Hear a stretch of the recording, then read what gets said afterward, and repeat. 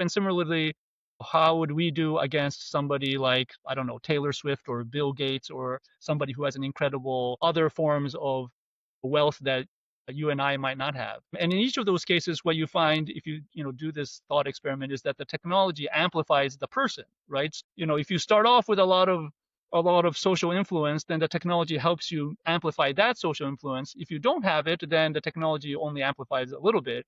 And so again, all kinds of socioeconomic inequalities are just further widened by technology.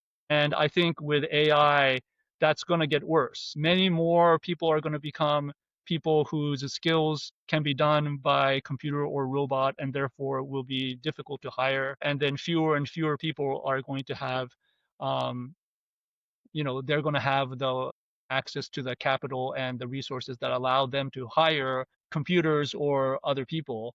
And so I think that that inequality will just get worse and worse and worse. Sometimes I hear this idea that, as long as we use AI to augment people and not to replace them, it'll be okay. But, the last 50 years of history does not show that we can trust corporations not to remove human beings when they can with a cheaper alternative, right? So manufacturing has shown that with factory robots and automation. We're seeing that with the loss of retail in most places due to companies like Amazon. And if you think about it, we're on the cusp of having self-driving cars. In the United States, apparently there are 2 to 3 million truck drivers.